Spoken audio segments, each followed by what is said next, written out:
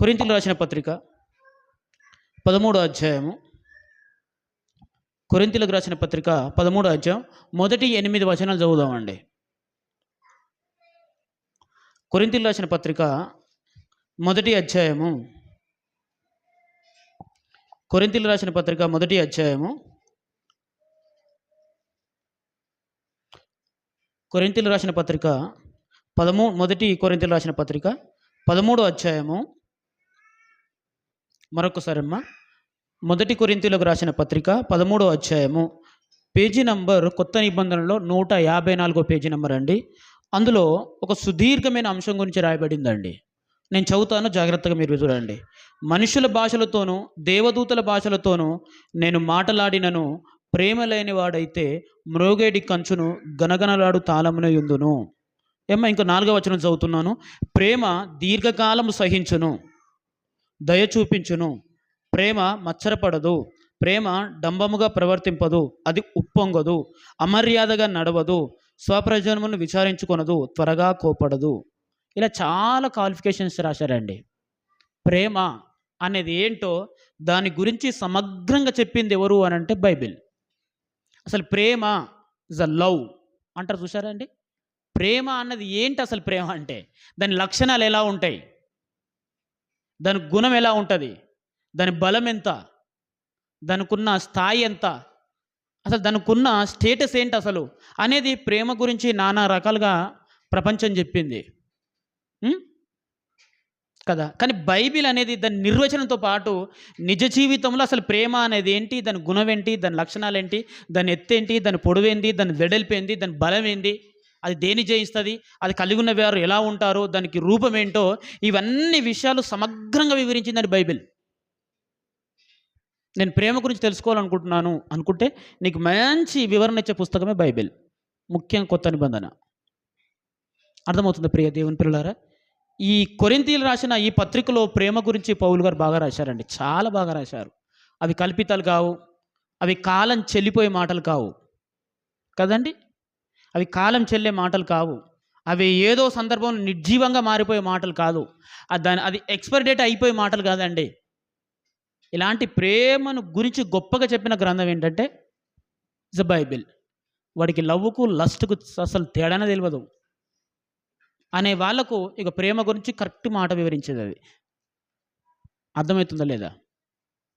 కాబట్టి ప్రియ దేవుని పిల్లలారా, మీరు బాగా జ్ఞాపకం పెట్టుకుంటే ప్రేమ గురించి ఇక్కడే కాదు, గలతీ పత్రికలు కావచ్చు, హెబ్రీల పత్రికలు కావచ్చు, రోమా పత్రికలు కావచ్చు, ఎన్నో గొప్ప సంగతులు పౌలు గారు బాగా రాశారండి. ఎంత బాగా రాశారంటే అంత బాగా రాశాడు ఆయన. భార్యాభర్తల విషయాలు కావచ్చు, వారి మధ్యలో ప్రేమ గురించి కావచ్చు, అనేక విషయాలు సమగ్రంగా క్లిష్టమైన వాటికి ఆన్సర్ ఇచ్చాడండి ఆయన. ఇది చాలా క్లిష్టమైంది, ఇది నెవరియా, దీనికి పరిష్కారమే లేదు అనుకున్న వాటికి కూడా ఆయన పరిష్కారం చూపించాడు బైబిల్లో కదండి. ఇంత గొప్ప సహనం కలిగిన వ్యక్తి ఎవరు అంటే పౌలు బైబిల్లో. ఆ పౌలుకి ఎక్కడిది అని అంటే ఈరోజు మనం దాని గురించి మాట్లాడుతున్నాం కదండి. చూశారు ప్రియ దేవుని పిల్లలారా? మరొక వచనం చదువుతున్నాం, వినండి. 8వ వచనం. ప్రేమ శాశ్వత కాలం ఉండును. ఏమండి, ప్రేమ ఎలా ఉంటుందంట? శాశ్వత కాలం ఉండును అని దాని గుణాన్ని గురించి కూడా చెప్పాడు ఆయన. ప్రేమ లక్షణాల గురించి చెప్పాడు. అంతటి ప్రేమ మరి పౌలు గారు కలిగి ఉన్నారా? అంత సహనాన్ని పౌలు గారు కలిగి ఉన్నారా అంటే ఖచ్చితంగా కలిగి ఉన్నాడు. చూద్దామా, దానికి ఎగ్జాంపులే ఇంకొక మాట చెప్తాను. 2 కొరింథీయులకు రాసిన పత్రిక 11వ అధ్యాయం 23-27 వచనాలు. 2 కొరింథీయులకు రాసిన పత్రిక 11వ అధ్యాయము, 2 కొరింథీయులకు రాసిన పత్రిక 11వ అధ్యాయము 23-27 వచనాల్లో దాని రూపాన్ని చూపించాడండి ఆయన. వారు క్రీస్తు పరిచారకుల వెర్రివాని వలె మాట్లాడుచున్నాను, నేనును మరి ఎక్కువగా క్రీస్తు పరిచారకుడును, మరి విశేషముగా ప్రయాసపడి తిని, మరి అనేక పర్యాయములు చెరసాలలో ఉంటేని, అపరిమితగా దెబ్బలుగా తింటిని, అనేక మారులు ప్రాణాపాయంలో ఉంటేని, యూదుల చేత 5 మారులు 1 తక్కువ 40 దెబ్బలు తింటిని, 3 మారు బెత్తములతో కొట్టబడి తిని, ఒకసారి రాళ్లతో కొట్టబడి తిని. ఏమండి, ఇవన్నీ తన పౌలు గారి జీవితంలో ఎదురైన క్లిష్టమైన, దుర్భరమైన, బాధాకరమైన అంశాలను అక్కడ రాశాడు. ఇవన్నీ నేను ఎదుర్కొన్నానంటే దానికి కారణం ఏంటి? ప్రేమ అన్నాడు ఆయన. ఇవన్నీ నేను ఎదుర్కొన్నానంటే దానికి కారణం ఏంటంటే ప్రేమ.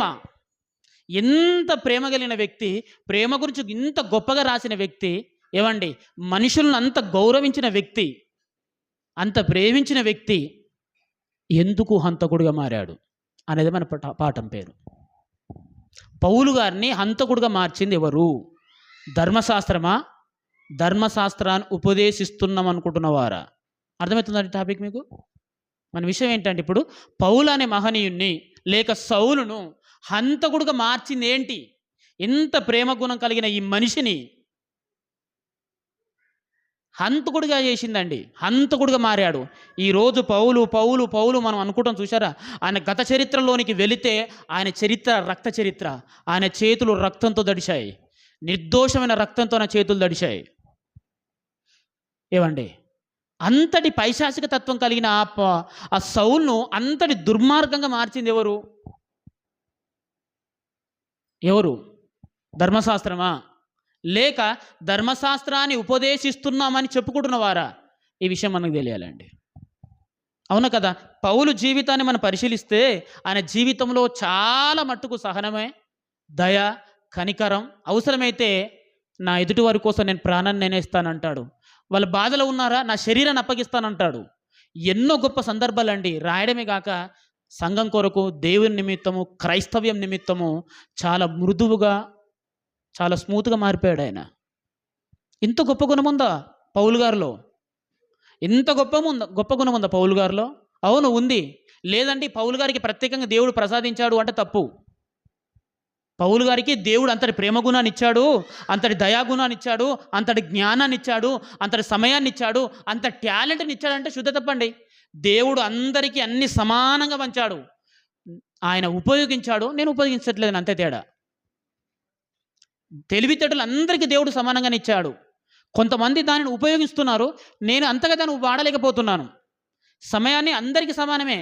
సమయం అనేది దాన్ని, ఆ సమయాన్ని చాలా నిర్దిష్టంగా ఒక ప్రణాళిక ప్రకారం కొందరు వాడుకుంటున్నారు, నేను వాడలేకపోతున్నాను, అంతే తేడా అండి.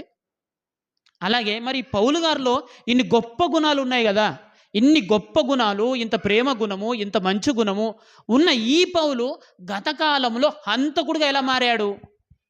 దీని వెనుక ఉన్న రహస్యం ఏంటి అసలు? అర్థమవుతుందా మీకు? చాలా జాగ్రత్తగా గమనించాలి. ఎందుకంటే పౌలు గారు జీవితం ఒకప్పుడు చాలా చీకటి రక్త చరిత్ర కలిగింది. అదే పౌలు గారి జీవితం క్రీస్తులోనికి వచ్చిన తర్వాత వేరు, ఆదర్శప్రాయంగా మారిపోయింది, అందరికి అనువుగా మారిపోయింది, అందరూ గౌరవించేదిగా మారిపోయింది, అందరూ స్ఫూర్తికి తీసుకునే విధంగా పౌలు గారి జీవితం మారిపోయింది. ఇదే పౌలు గారి జీవితాన్ని ఇలా మార్చింది ఎవరు? అలా మార్చింది ఎవరు? ఇంతటి ప్రేమ కలిగిన వ్యక్తిగా మార్చింది ఎవరు?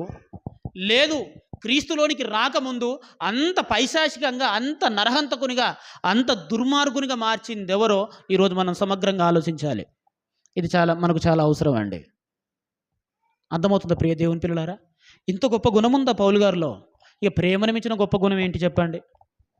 మనిషి గొప్ప వ్యక్తి అనడంలో ప్రేమ అనే దానిని మించిన గొప్ప క్వాలిటీ ఇంకేది లేదు కదండి. ప్రేమ మరణం కంటే బలమైందని చెప్పేస్తాడు ఆయన. ప్రేమ మరణాన్ని కంటే బలమైందా? మరణమే అందరికంటే బలమైంది. అది దీని నుంచి తప్పించుకున్న వారు ఎవ్వరు లేరు. అదంత స్ట్రాంగు, నాడు నేడు ఎప్పుడైనా. ఆ మరణమే, అంత బలమైన మరణాన్ని కూడా జయించేది ఏంటి అంటే ప్రేమ. ఇంతటి ప్రేమ గురించి ఇంత సమగ్రంగా, ఇంత వివరంగా, ఇంత స్పష్టంగా పౌలు గారు రాశారు కదా. మరి ఎందుకు మీరు హంతకుడిగా మారిపోయారు గతంలో? అసలు మిమ్మల్ని ఎవ్వరు హంతకులుగా మార్చారు? క్రీస్తులోనికి వచ్చిన తర్వాత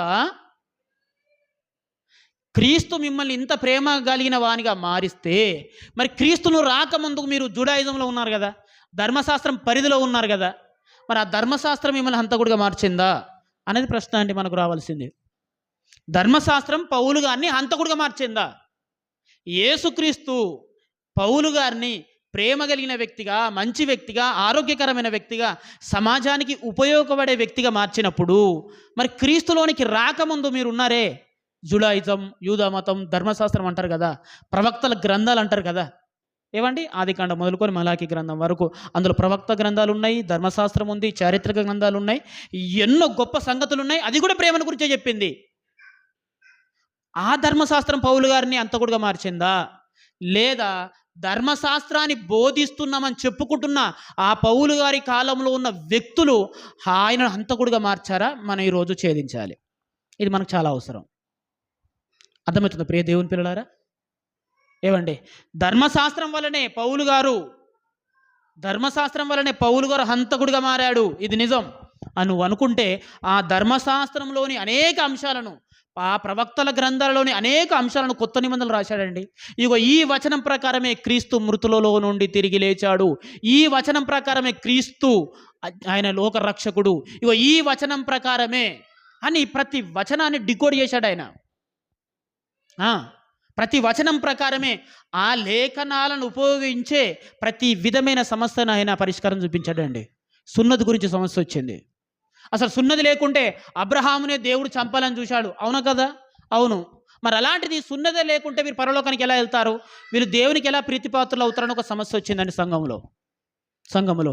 అలాంటి దానికి ఆయన గలతీ పత్రికలో రాసిన వివరణ అమోఘం. అసలు అబ్రహాం గారు ఎప్పుడు నీతిమంతుడు ఎంచబడ్డాడు? సున్నతి ఉన్నప్పుడా సున్నతి లేనప్పుడా అని అడిగాడు. అందరు తెల్లముఖం వేశారు ఆయన ప్రశ్నించిన విధానానికి, ఆయన వివరించిన విధానానికి. అర్థమవుతుందా లేదా? అసలు అబ్రహాం గారిని దేవుడు ఎప్పుడు పిలిచాడు? సున్నతి ఉన్నప్పుడా సున్నతి లేనప్పుడా? అబ్రహాము దేవునికి ఇష్టడు ఎప్పుడు? సున్నతి ఉన్నప్పుడా సున్నతి లేనప్పుడా? అబ్రహాం గారిని దేవుడు ఆశీర్వదిస్తానని చెప్పింది ఎప్పుడు? సున్నతి ఉన్నప్పుడా సున్నతి లేనప్పుడా? ఈ ప్రశ్నలు వేసేసరికి అండి సున్నతి అని కొట్టుకసొచ్చిన యూదులు అందరూ ఒక్కసారిగా వాళ్ళ ముఖంలో రక్తం లేకుండా అయిపోయింది. మేము ఇలా ఆలోచించలేదేంటని.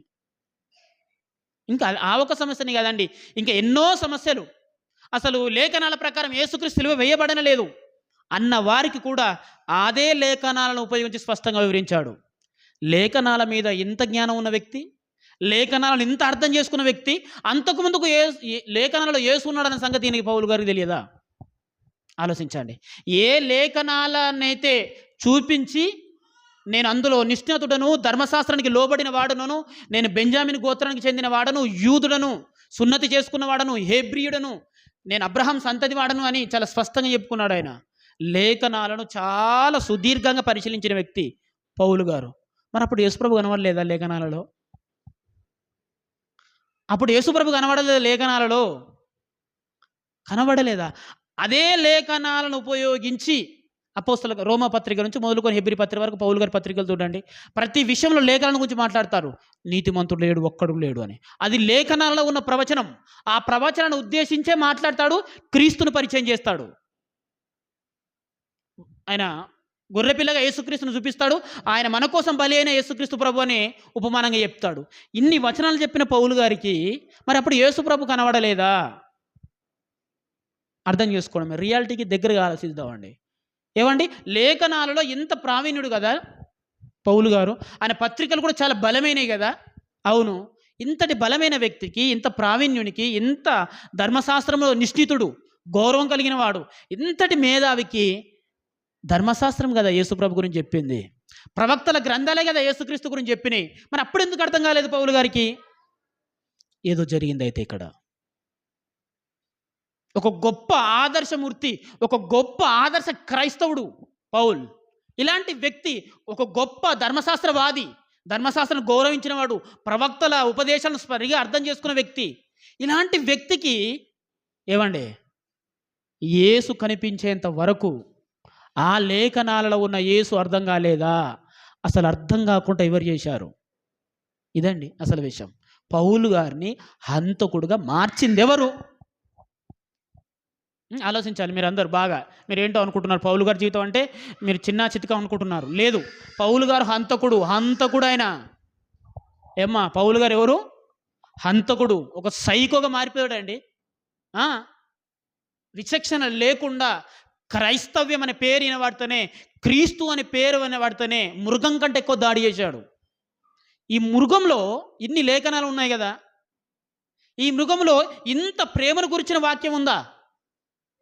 ఏమండి, ఈ నరహంతకునిలో ఇంత ప్రేమను గురించిన తత్వం ఉందా? ఉంటే మరి అప్పుడెందుకు పని చేయలేదు అంతా?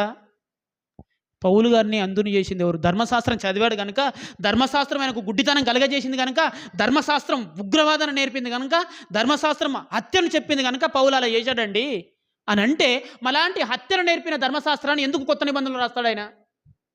మీకు అర్థమవుతుందమ్మా నా ప్రశ్న? లేదు, ఆయన జుడాయిజంలో ఉన్నాడు, ఆయన ధర్మశాస్త్రం కింద ఉన్నాడు. ధర్మశాస్త్రం కానీ ప్రవక్తల గ్రంథాలు కానీ మనిషికి హత్యను నేర్పిస్తాయి, మారణ హోమాన్ని నేర్పిస్తాయి. ఏమండి, మనిషి హృదయాన్ని కఠినం చేస్తాయి అనుకుంటే మరి దానిని పౌలు గారు ఎందుకు కొత్త నిబంధనలు ఉటంకిస్తాడు? దానిని ఉపయోగించి క్రీస్తుని ఎందుకు నిరూపిస్తున్నాడు అంటే, ధర్మశాస్త్రంలో పాత నిబంధనలో ప్రవక్తల గ్రంథాలలో క్రీస్తు ఉన్నాడు. మరి అప్పుడెందుకు అర్థం కాలేదు పౌలు మీకు? ఉంటే ఏంద్ర లేడు, లేకుంటే ఎందుకు మరి వాటిని రాస్తున్న కొత్త నిబంధనలో? రాశాడు అంటే ధర్మశాస్త్రాలలో ప్రవక్తల గ్రంథాలలో యేసుక్రీస్తు ఉన్నాడు. ఉన్నాడా? ఉన్నాడు. ఉంటే మరి అప్పుడెందుకు అర్థం కాలేదు మీకు? నా ప్రశ్న అది. అప్పుడెందుకు అర్థం కాలేదు? లేదు, నాకు తర్వాత అర్థమైంది. లేదండి, నాకు అప్పుడు అర్థం కాలేదు యేసుక్రీస్తు ఉన్నాడని, నాకు తర్వాత అర్థమైంది అంటే పౌలు గారు ఓన్ స్టేట్మెంట్ ఇచ్చాడు. నాకు ఎవ్వరు ఏం చెప్పలేదు అన్నాడు ఆయన. దేవుని స్తోత్రం చెప్పండి గట్టిగా మీరందరూ. నాకు జ్ఞానులు అనేవారు కానీ, బుద్ధివంతులు అనేవారు కానీ, నాకంటే ముందు క్రైస్తవంలో ఉన్నవారు కానీ నాకు ఎవరేం చెప్పలేదా అన్నాడు. చూద్దాం అన్నమాట. గలితీయులు రాసిన పత్రిక, గలితీయులు రాసిన పత్రిక 1వ అధ్యాయం.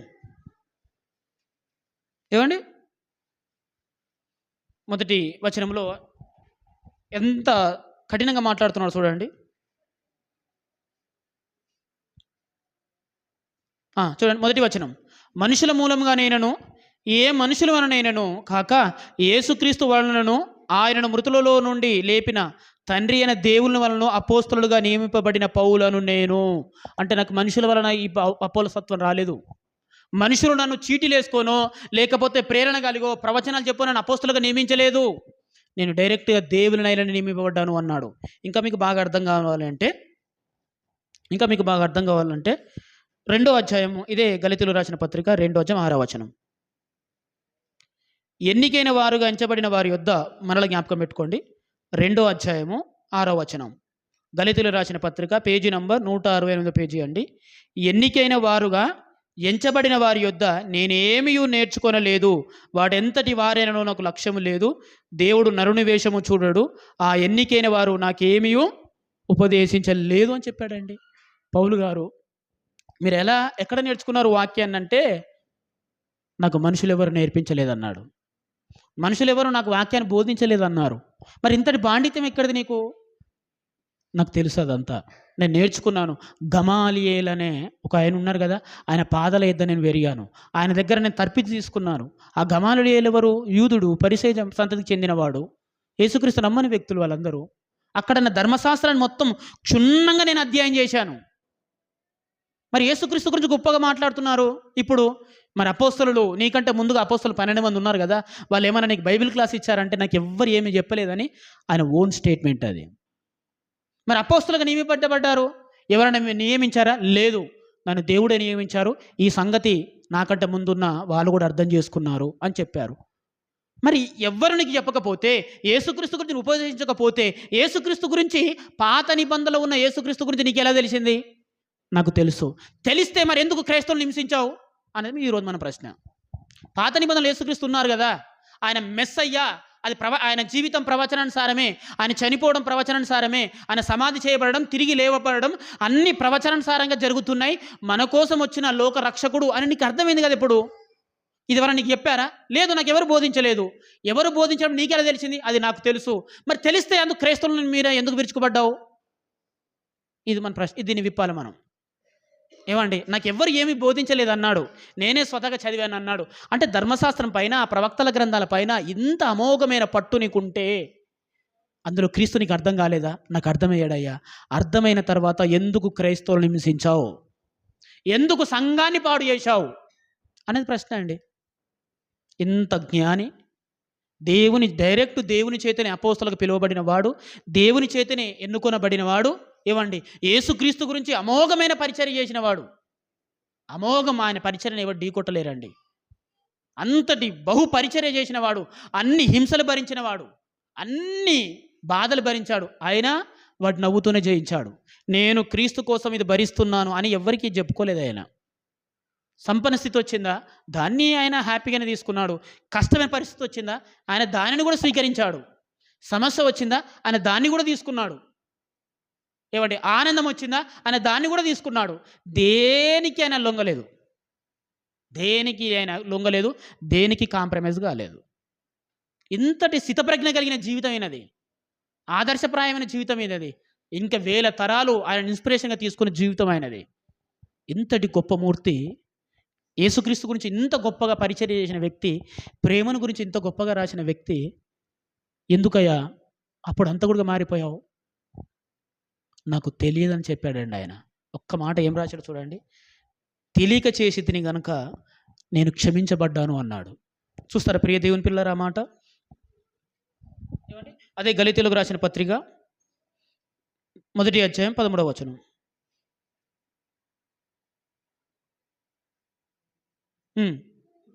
అవును. యూదా మతస్థుడనే ఉన్నప్పుడు దేవుని సంఘమును అపరిమితముగా హింసించి నాశనం చేయుతూ నా పితరుల పారంపర్యం చొప్పున విశేష ఆసక్తి గలవాడిని నా స్వజాతీయులలో నా సమాన వయస్కులైన వారందరికంటే అనేకుల కంటే యూదుల మతములో ఆధిక్యత నొందితినని నా నడవని గురించి మీరు వింటిరి అన్నాడండి. చూసారా, ఇంత గొప్ప ప్రజ్ఞ పాఠవాలు కలిగిన వ్యక్తి ఎందుకు మీరు అలా ప్రవర్తించారు? ఎందుకు క్రైస్తవులను హత్య చేశారు? ఎందుకు సంఘాన్ని అపరిమితంగా హింసిస్తారు? లిమిట్ లేదంట, అపరిమితంగా. ఒక టెర్రరిస్ట్ కంటే దారుణంగా ప్రవర్తించారండి బాబు. ఇంత దారుణంగా మీరు ఎలా ఎందుకు మారారు అని అంటే అని చెప్పుకున్నమాట, నిజంగా నేను తెలియదు కనుక నేను క్షమించబడ్డాను అన్నాడు. తెలీదా? అవును, నేను పాపులందరిలో ప్రధానుడని ఒప్పుకున్నాడు ఆయన. ఒప్పుకున్నావా? అవును, నా కనులు మూతలు పడ్డాయని చెప్పి కూడా చెప్పుకున్నాడు. అందుకేనండి యేసుక్రీస్తు వారికి, పౌలు గారికి యేసుక్రీస్తు కనబడగానే కళ్ళ దృశ్యం కనిపిస్తుంది ఒకటి. అది ఉపమానం అనుకుందామా, నిజం అనుకుందామా, దాని మీద ఆత్మీయ అర్థం అనుకుంటామా, అది అనేక ప్రశ్నలకు సమాధానం. అవును, నాకు తెలియదు అన్నాడు ఆయన. తెలియదా?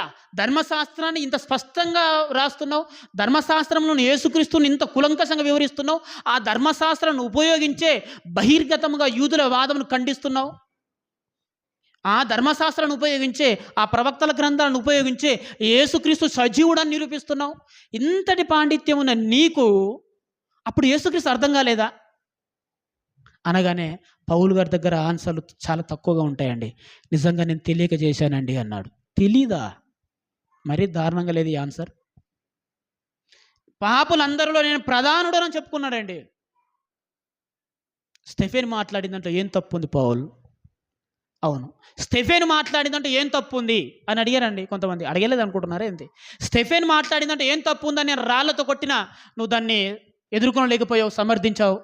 నిజంగా ఆ సహోదరుడు చచ్చిపోతున్నప్పుడు కూడా నా కళ్ళు మూతలు పడ్డాయి అన్నాడు. అవునా? స్టెఫెను ఏం తప్పుగా మాట్లాడాడు? నీకంటే ఎక్కువ పాండిత్యం కలిగిన వ్యక్తి ఆయన. అబ్రహాం చరిత్రను, ధర్మశాస్త్రాన్ని, ప్రవక్తల గ్రంథాలను, యేసు పుట్టుక వరకు ఎంత స్పష్టంగా, అనర్గళంగా, ఎంత బాగా మాట్లాడారు ఆయన. ఆయన కూడా కొట్టి చంపారు కదా పౌలు. అవును, చంపేశాను. అప్పుడు తెలియలేదా? అప్పుడు చెప్పాడు కదా స్టెఫెను. తెలియదండి, నిజంగా తప్పు చేశాను అన్నాడు. నిజంగా తప్పు చేశాను ఒప్పుకున్నాడండి. నేను పాపులందరిలో ప్రధానుడని పశ్చాత్తాపడ్డాడండి. ఆ పశ్చాత్తాపం చచ్చిపోయేంత వరకు వదలలేదు ఆయన్ను.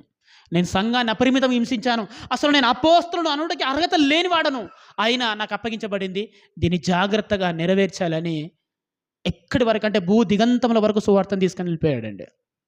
ఆడ మరణం ఉందని తెలిసినా సరే దాన్ని ఎదుర్కొన్నాడు ఆయన. నిజం చెప్తున్నాను, ఇంతటి జ్ఞానికి, ఈ ధర్మశాస్త్ర వేదికి ఏమంటే ఇంత పాండిత్యం ఉన్న ఈ మహనీయునికి ఎందుకు ధర్మశాస్త్రంలో యేసుప్రభు అర్థం కాలేదు? ఎందుకు అర్థం కాలేదు? అర్థం కానివ్వకుండా చేశారండి. అది విషయం. అసలు పౌలు గారిని హంతకుడుగా మార్చింది ధర్మశాస్త్రం కాదు. చెప్తున్నాను, పౌలు గారిని హంతకుడుగా మార్చింది ధర్మశాస్త్రం కాదు. ఈ విషయం మీకు అర్థం కావాలి అని అంటే యేసుక్రీస్తుని చంపింది ధర్మశాస్త్రం కాదు. అర్థం చేసుకోండి. ఏవండి, ఇర్మియా, యెషయా, ఎవ్రీ ప్రవక్తను చంపింది ధర్మశాస్త్రం కాదు. ఈ ధర్మశాస్త్రాన్ని బోధిస్తున్నామని చెప్పుకుంటున్న వారు ఉన్నారా? వారి వల్లనండి డ్యామేజ్ జరిగింది. యెషయా గొప్ప ప్రవక్త అండి, ఆయన కూడా చంపబడ్డాడు ప్రజల చేత, రాజుల చేత. ఎవరు చంపారు ఆయన్ను? యెషయా ప్రవక్త, ఇర్మియా ప్రవక్త అండి ఆయన. ఆ ఇర్మియా ప్రవక్తను చంపింది ఎవరు? ధర్మశాస్త్రమా? కాదు, కాదు, కాదు. ఆ ధర్మశాస్త్రాన్ని ఉపదేశిస్తున్నాం, ప్రజల పాపాల పక్షాల మేము ఉన్నామని చెప్పుకుంటున్న ప్రధాన యాజకుల వల్ల జరిగింది.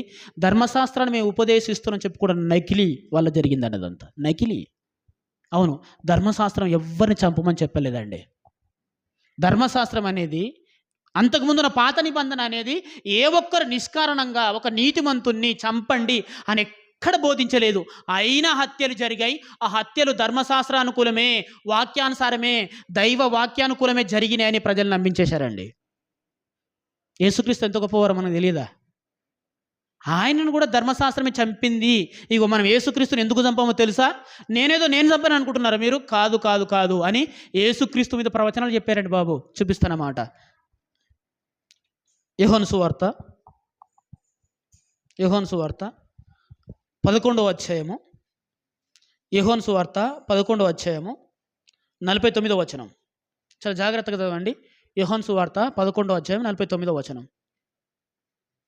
యోహాను సువార్త 11వ అధ్యాయం 49వ వచనం. కయాపాను ఒకడు ఆ సంవత్సరము ప్రధాన యాజకుడై ఉండి, మీకేమీ తెలీదు, మన జనమంతయు నశింపక ఉండునట్లు ఒక్క మనుష్యుడు ప్రజల కొరకు చనిపోవుట మీకు ఉపయుక్తమని మీరు ఆలోచించుకొనరని వారితో చెప్పాను. ఇక్కడ యేసుక్రీస్తు మరణానికి అస్సలు ఆజ్యం పోసింది ఈ మాటేనండి. యేసుక్రీస్తు మీద తప్పుడు ఆరోపణలు రావడానికి, యేసుక్రీస్తు బోధ మీద, ఆయన చెప్పిన ప్రసంగాల మీద, ఆయన చేసిన క్రియల మీద ప్రజలందరికీ విశ్వాసం ఉంది. అయినా ఆ ప్రజలందరినీ యేసుకు విరుద్ధంగా మార్చడానికి చాలా వ్యక్తులు ప్రయత్నం చేశారు. అందులో మొదటి వ్యక్తి ఎవరంటే ప్రధాన యాజకుడైన కయాప. ఈయన ఏం ప్రవచనం చెప్పాడంటే, ప్రధాన యాజకుడు, మీకు తెలియదు, మన ప్రాంతం నశింపకుండా ఉండాలి, మన దేశం సుభిక్షంగా ఉండాలి, మన ప్రజలందరూ చెదిరిపోకుండా ఉండాలి అంటే ఒక మనిషి చావాలి అని ప్రవచనం చెప్పాడండి బాబు. అది అందరు నమ్మేశారు. అందరు నమ్మేశారు. అప్పటి నుంచి యేసును చంపడానికి కత్తి కట్టారండి. యేసు బోధలు ఏమైనా తప్పు ఉందా? నాటి నుంచి నేటి వరకు భూమి ఆకాశమే గతించినంత బలమైనది అది, అంత జీవం ఉన్నమాట. ఆ మాటలకు కూడా అపార్థాలు తీశారండి.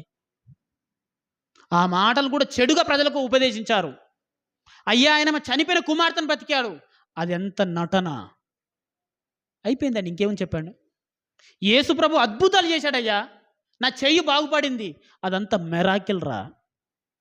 ఒకవేళ చేసినా అప్పుడప్పుడు కూడా దేవుడు వాడుకుంటాడు మనుషులందరికీ అలాగా. చూసారా? అసలు మనిషిని ఆలోచింపయ్యకుండా చేసి మానవ హృదయాన్ని వాళ్ళు కంట్రోల్ చేశారు.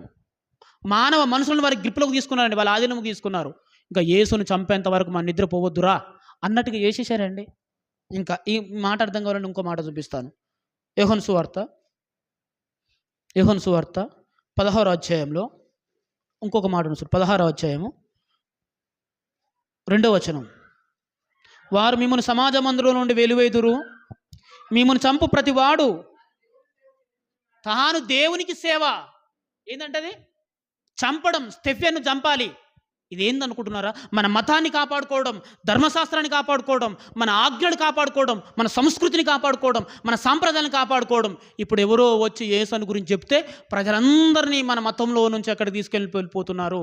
మన సాంప్రదాయం బ్రతకాలి, మన ప్రజలను బ్రతకాలి. వీడి దుష్టుడు. దావీదు చంపలేదా? చంపలే. సాంసోను చంపలేదా?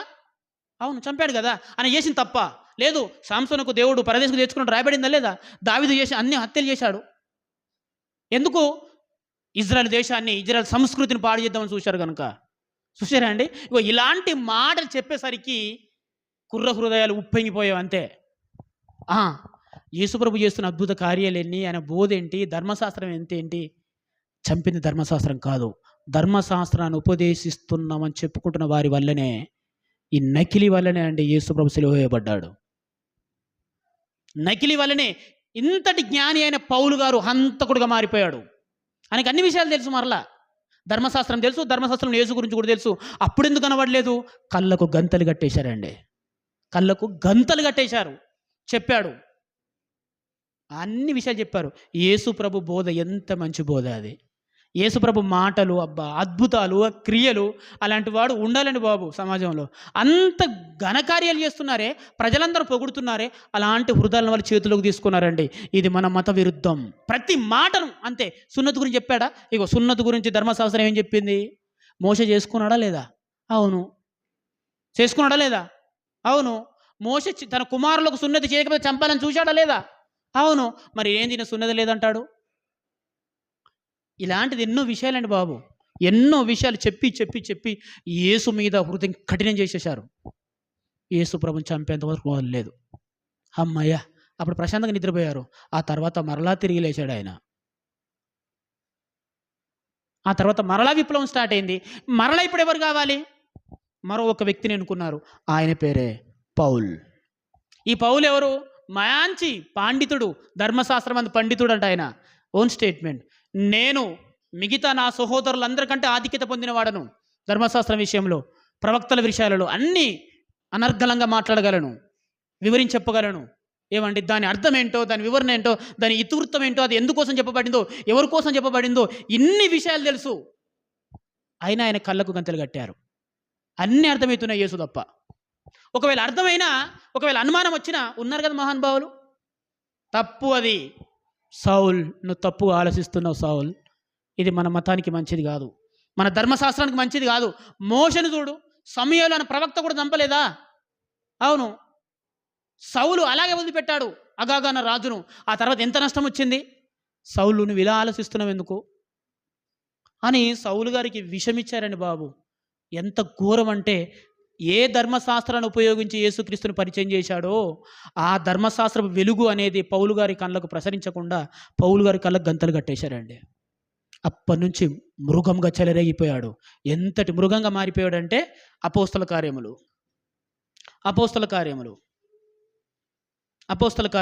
8వ అధ్యాయము 3వ వచనం. సౌలైతే ఇంటింటజొచ్చి పురుషులను స్త్రీలను ఈడ్చుకొని పోయి చెరసాలలో వేయించి సంఘమును ఇంటింటండి బాబు. స్త్రీలని, పిల్లలని, పురుషులని, వృద్ధులని తేడా లేదండి. కత్తికి పని చెప్పడమే అంతే. మరి అజ్ఞాని కదా, చదువదు కదా, తెలియదు కదా అనడానికి వీల్లేదు. ధర్మశాస్త్రం తెలుసు, మంచి శిష్యుడైనా, మంచి ఆధిక్యం పొందినవాడు కత్తి చేత పట్టాడంటే మరణం అండి, మరణం. గుర్రానికి ఎంత వేగం ఉంటుందో పౌలు గారికి అంత వేగం వచ్చేసిందండి ఆలోచనలకు. కనిపించినవన్నీ ఈడ్చుకొని వెళ్ళిపోవడం, ఏమండి గొంతు మీద కత్తి పెట్టడం, రక్తదాహానికి మరిగిపోయాడండి పౌలు గారు. చూడండి, దాని పైన ఒక వచనం ఉంటుంది చూడండి, 69వ వచనం పైనే ఉంటుంది. అతడు మోకాల్లోని ప్రభువా వారి మీద ఈ కోపం మోపకమని గొప్ప శబ్దంతో పలికాను. ఆ మాట పలికి నిద్రించాను. సౌలు అతని చావునకు సమ్మతి. చావులు రాళ్లతో కూడా చంపుతున్నా సరేనండి. ధర్మశాస్త్రం తెలిసిన వ్యక్తి, ఏమంటే నేరారోపణ చేయకుండా ధర్మశాస్త్రం విరుద్ధంగా ఏ వ్యక్తి ప్రాణాలు తీయకూడదు. అది చాలా దారుణమైంది. అలాగే లేనిపోని ధర్మశాస్త్రం చూపించి ఒక వ్యక్తిని హత్య చేశారు, నాబోతు అనే వ్యక్తి. ఆ నాబోతును హత్య చేసిన ఆ శాపం యెజబేలు, అహాబు కుటుంబాన్ని సర్వనాశనం చేసిందండి. ఇదందరికీ తెలుసు. అంటే మనం ఎట్టి పరిస్థితుల్లో ధర్మశాస్త్రానికి విరుద్ధంగా చెయ్యి ఎత్తకూడదు, ధర్మశాస్త్రానికి విరుద్ధంగా ఒక మనిషిని చంపకూడదు, లేనిపోని వాటిని అపార్థం చేసుకొని వ్యక్తి ప్రాణం తీయకూడదనే భయం అప్పటి నుంచి మొదలైందండి. ఆ రోజు కూడా అంతే. నాబోతుని ధర్మశాస్త్రం ప్రకారం ఆయన నిష్కలంకుడు, ఏ తప్పు చేయనివాడు. అలాంటి వ్యక్తిని ధర్మశాస్త్రం ప్రకారం, రాజు చట్టం ప్రకారం నేరం చేశాడని 10 మందిలో నిలబెట్టి రాళ్ళతో కూడా చంపేశాడండి. ఇది సీరియస్గా తీసుకున్న దేవుడు మొత్తానికి పులి స్టాప్ పెట్టాడు అహాబు యెజబేలు వంశానికే. అది బాగా తెలుసు వాళ్ళకు. అలాంటిది ఇప్పుడు సౌల్, ఈ చట్టాలు తెలుసా అంటే నిజంగా ఈ స్టెఫెను కారణం ఏంటి? స్టెఫెను చావుకు కారణం. స్టెఫెన్ చావు ఎందుకు చంపుతున్నారు స్టెఫెన్ని? ఈ స్టెఫెన్ ఏమైనా హత్య చేశాడా? లేదు కదా. ధర్మశాస్త్రానికి విరుద్ధంగా ప్రవర్తించాడా? లేదు కదా. స్టెఫెన్ మాటలు ధర్మశాస్త్రంలో ఉన్నాయే. స్టెఫెన్ చెప్తున్న యేసుక్రీస్తు కూడా ధర్మశాస్త్రంలో ఉన్న వ్యక్తే, ప్రవక్తలు ప్రవచించిన వ్యక్తే. అన్నీ పౌలు గారికి తెలుసు. కానీ ఆయనకు కళ్ళకు ఏం చేసేశారు? గంతలు కట్టేశారండి. ఎంత విషం ఇచ్చారు పౌలు గారికి. అవే పట్టించకుండా చావాలి అంతే, వాడు అంతే, చంపేశాలే అని స్టెఫెన్ నుంచి ఆరంభమైందండి మరణ మృదంగం. సంఘానికి వచ్చింది. ఈ 9వ వచనం చూడండి. 9వ వచనం 2వ వచనం, మొదటి వచనం.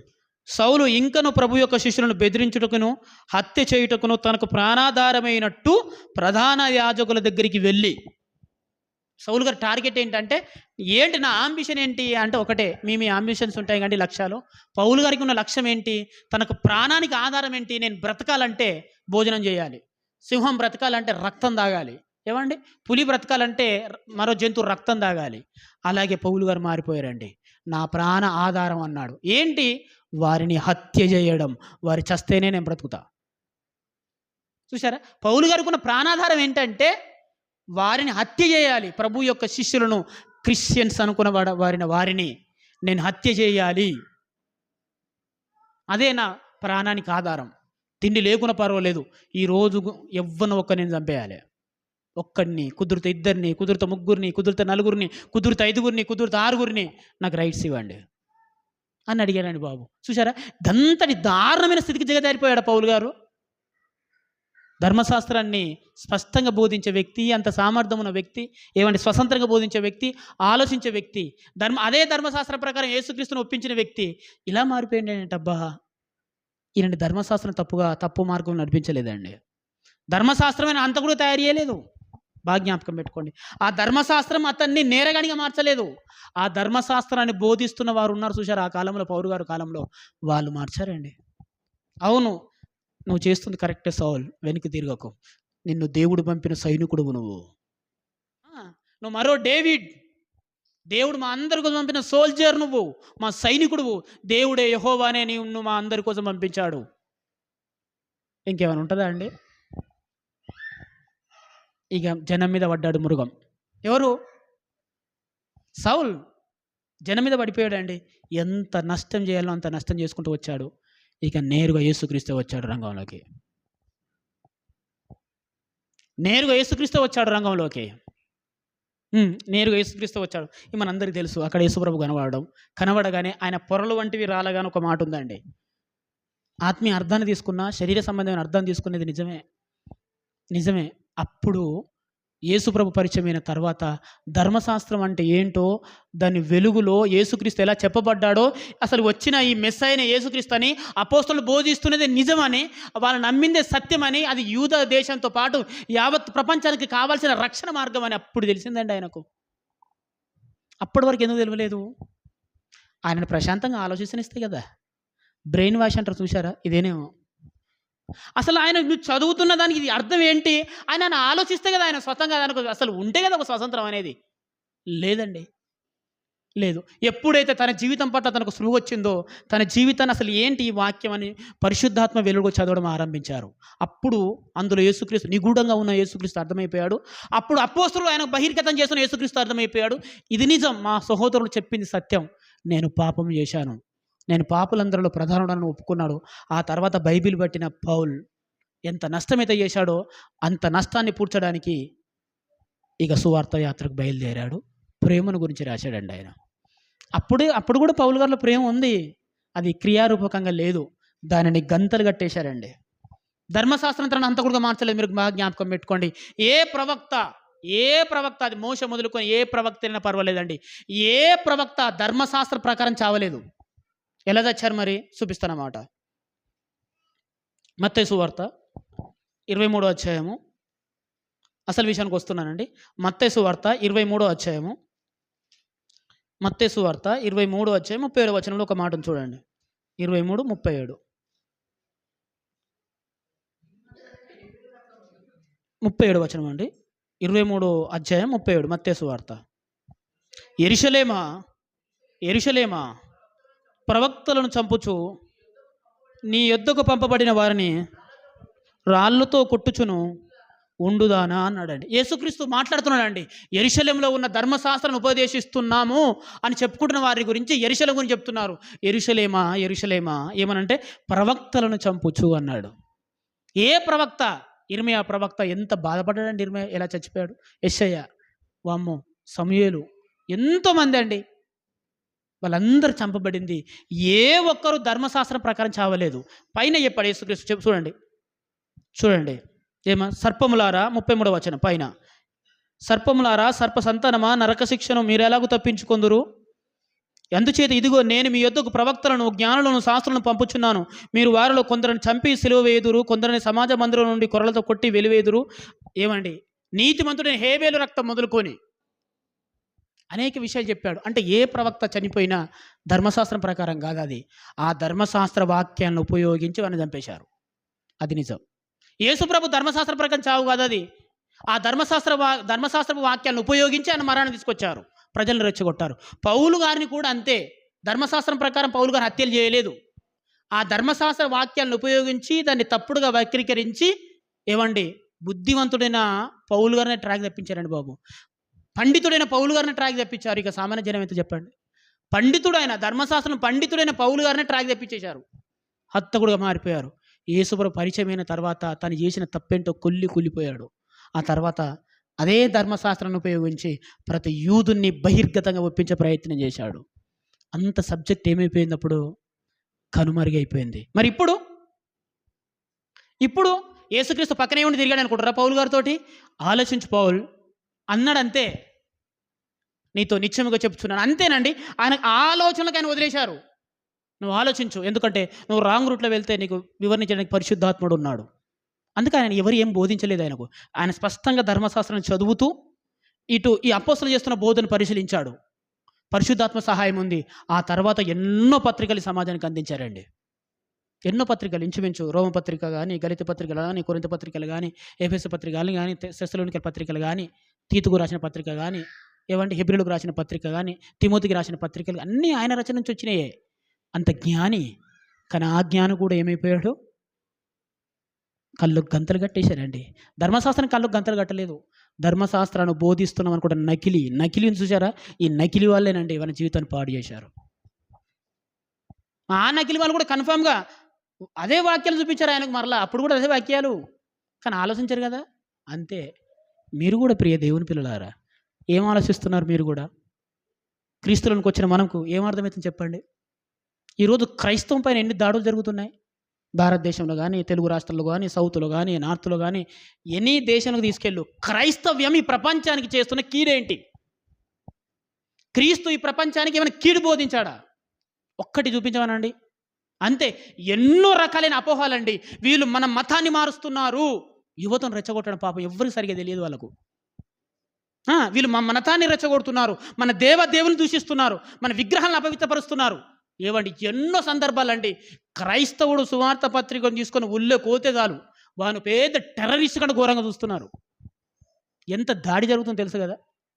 బైబిల్ని మనం కళ్ళ ముందే కాలుస్తున్నారు, సువార్త పత్రికలు చింపుతున్నారు. వాళ్ళు చర్చి కట్టుకుందామంటే అది పెద్ద అపవిత్రం అన్నట్టు, అది ఉంటే ఊరంతా సర్వనాశనమైనట్టు. వద్దు వద్దు వద్దు. చూసారా? ఎందుకబ్బా? అసలు బైబిల్ ఏంది? ఏమైనా చెడు బోధిస్తుందా? లేదు. అలాగని వారు నమ్మిన గ్రంథాలు వాళ్ళకి ఏమైనా బోధించాయా అలా ఏమని? ఏ గ్రంథం కూడా అలా బోధిస్తలేదు. మతాన్ని, సాటి వ్యక్తిని దూషించరా, నిందించరా, చంపురా అని దాన్ని బోధిస్తున్నామని చెప్పుకుంటున్న కొంతమంది నకిలీ ఉంటారండి. ఆ నకిలీ వల్ల జరుగుతుందే ఈ ఉన్మాదం. ఉగ్రతలు కూడా తయారైపోతున్నారండి బాబు. వాడు ఎందుకు అంత నరరూప రాక్షసుడిగా మారిపోతున్నాడు? ఎందుకు అలా మారిపోతున్నాడు? ఎందుకు అంత కిరాతకంగా మనిషి చంపే స్థితికి వెళ్ళిపోతున్నాడు? మృగం కంటే దారుణంగా మనిషి మారిపోయాడు. వాడు నమ్మిన ఆ గ్రంథం కూడా వాడిని అంత చెడుగా మార్చలే.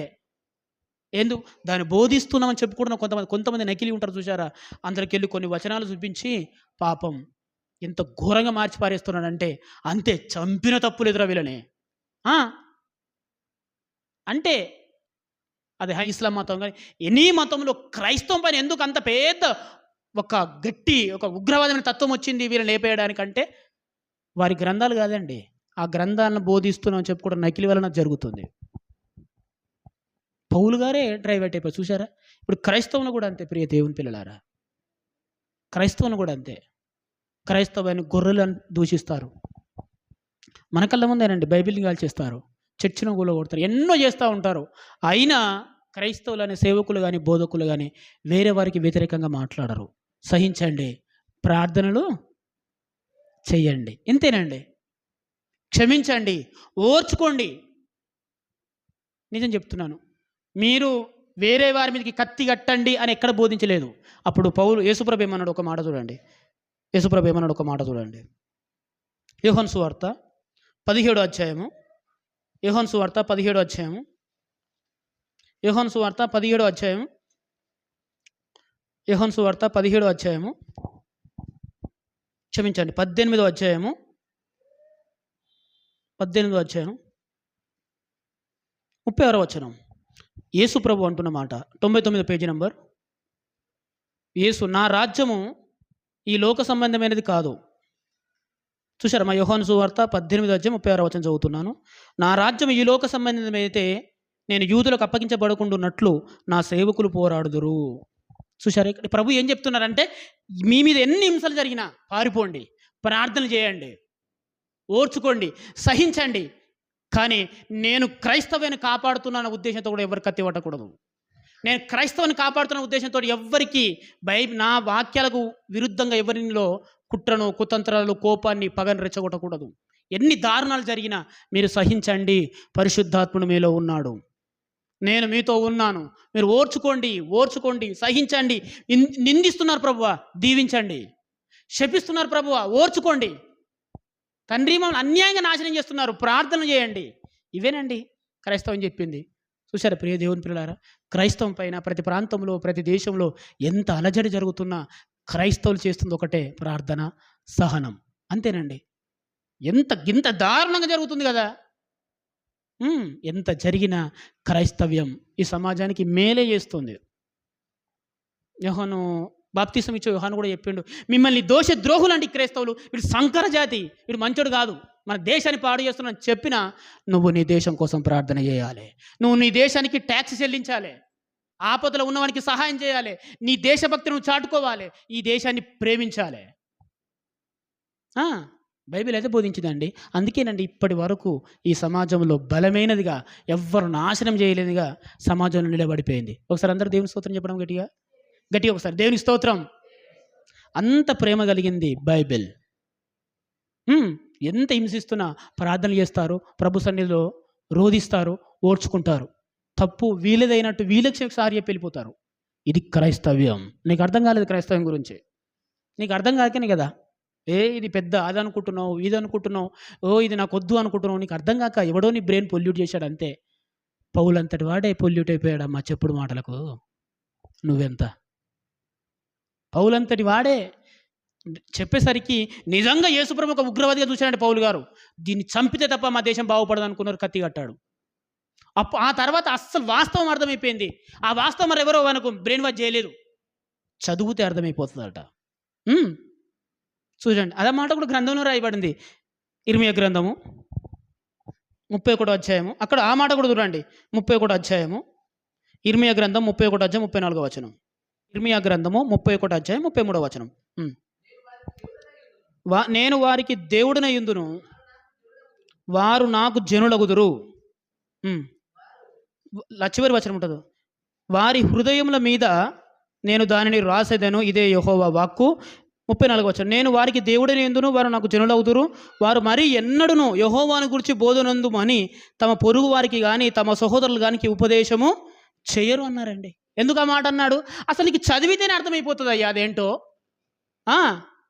అందుకని ఎవరిపైన బ్రెయిన్ వాష్ చేయడానికి ప్రయత్నం చేయరు. నువ్వు మామూలుగా తండ్రి ఈ గ్రంథం ఏం చెప్తుంది అని ఒక్కసారి నువ్వు ఆలోచిస్తే నీలో ఉన్న పరిశుద్ధాత్ముడు చాలా సంగతులు చెప్తాడు నీకు. నిజం చెప్తున్నాను. కానీ మనం చదవం కదా. మళ్ళీ నేను బైబిల్ చదివి నీకు బోధించడానికి కాదు, నీకు బోధించడానికి అస్సలు కాదు.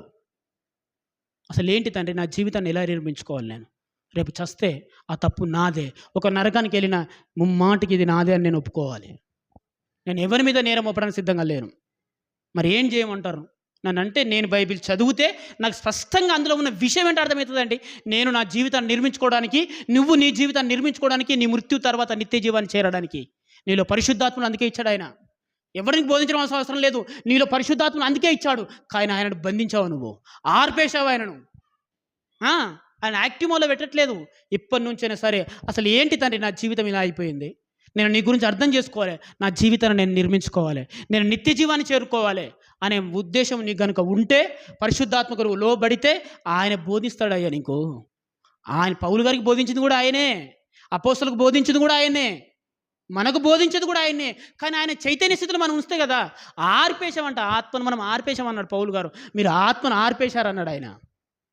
ఇంకొంతమంది ఆత్మ అంటే ఏంటో దాన్ని దేనికో అనుకుంటున్నారు, అదే నిజం అనుకుంటున్నారు వాళ్ళు పాపం. ఇగో మేము ఆత్మ కలిగి ఉన్నామండి, అగో వాళ్ళ భ్రమాది. మనమేమో ఆత్మను ఆర్పేశాం. అందుకే మన జీవితాలు ఇలా ఏడ్చేయండి బాబు.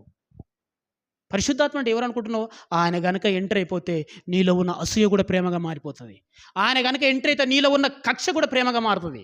ఆయన గనక ఎంటర్ అయితే నీలో ఉన్న కుళ్ళు కుతంత్రం ఏదైనా సరే అది ప్రేమగా మారిపోతుంది. పౌలు గారు మారలా? ఆ పరిశుద్ధాత్మ మనలో ఉన్నాడా? ఆయన నాలో కుళ్ళేంది మరి? ఆయన నాలో యూస్ అయింది మరి? ఆయన నాలో ఎందుకు ఈ భయంకరమైన థాట్స్? ఆయన నాలో లేరు.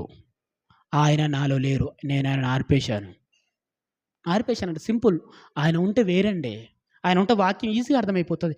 మామూలుగా చెప్పినా నీకు అర్థమైపోతుంది. నువ్వు చదువుకున్నా నీకు అర్థమైపోతుంది. నువ్వు వింటున్నా నీకు అర్థమైపోతుంది.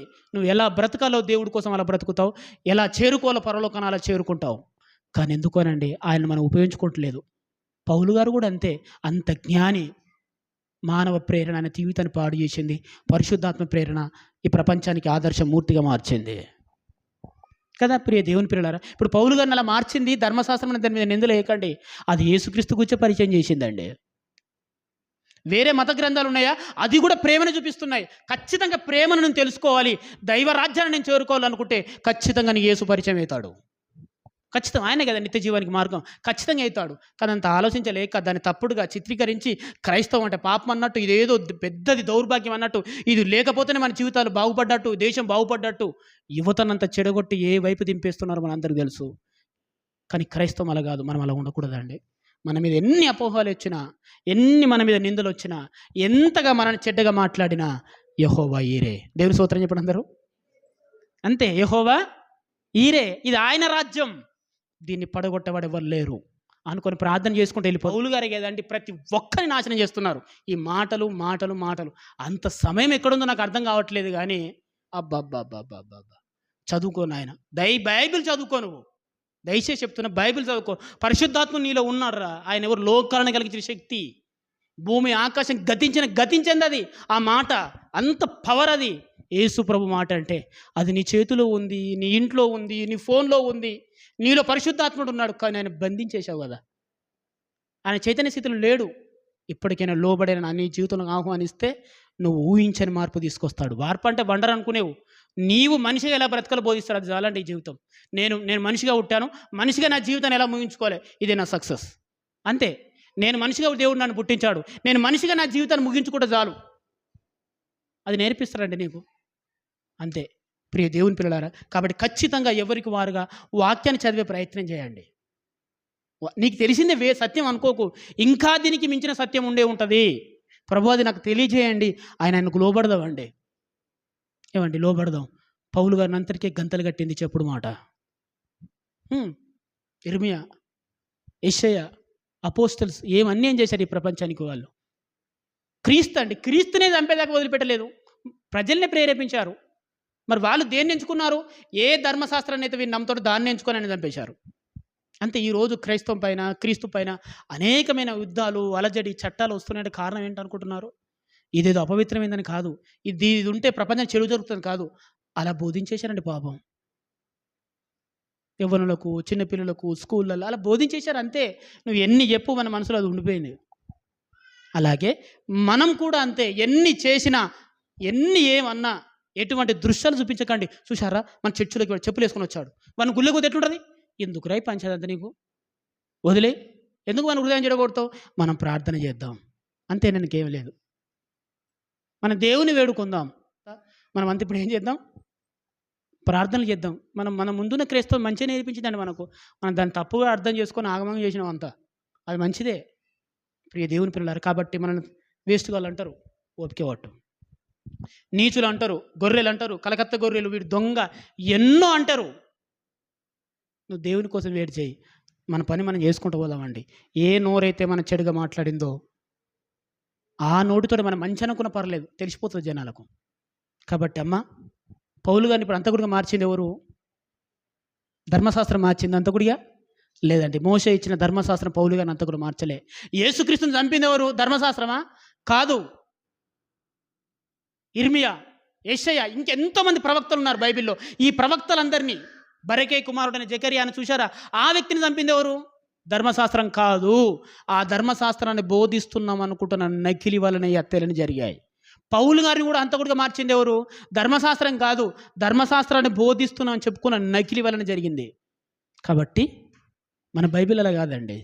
బైబిల్ మనం స్పష్టంగా చదివితే నిత్య జీవం మనకు అర్థమైపోతుంది. నిజంగా చెప్తున్న నిత్య జీవానికి అర్థమవుతుంది. నీలో పరిశుద్ధాత్ముడు ఉన్నాడు సోదరా సోదరి, దయచేసి ఆయన ప్రేరణకు నువ్వు లోబడి బ్రతుకు. మంచి చెప్తున్నా నేను, దయచేసి ఆయన వాక్యానికి నువ్వు లోబడి బ్రతుకు. ఇప్పుడు నీకు కష్టంగా ఉన్న భవిష్యత్తులో బాగుంటుంది.